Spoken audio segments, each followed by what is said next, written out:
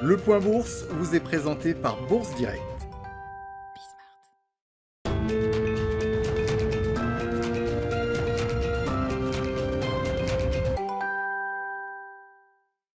La tendance est toujours dans le rouge à Paris avant l'ouverture des marchés américains. Marché américain attendu dans le vert de leur côté, à en croire les contrats futurs sur les indices.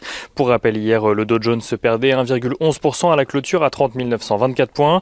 Le S&P 500 perdait lui 1,34% à 3 768 points, tandis que le Nasdaq Composite perdait 2,11% à 12 723 points.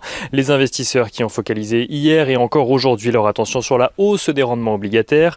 Les taux américains ont en effet bondi dans la nuit, le taux à 10 ans atteignant 1,56% actuellement, tandis que le taux à 30 ans se rapproche lui des 2,29%.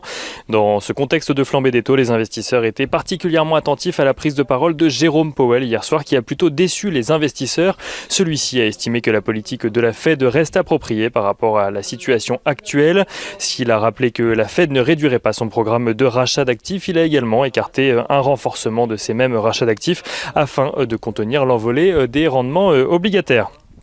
Une envolée donc qui continue et qui trouve son origine autant dans les perspectives de reprise économique que dans l'accélération de la stratégie de vaccination aux États-Unis, mais une envolée obligataire qui trouve également son origine dans les craintes inflationnistes. Cette remontée des taux donc fait craindre à son tour un désengagement temporaire sur les marchés actions.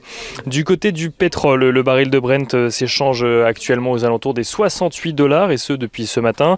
L'OPEP ayant décidé de ne pas relever sa production au mois d'avril. Favorable à cette décision, l'Arabie Saoudite a même pris la décision de réduire de son côté sa production d'1 million de barils par jour.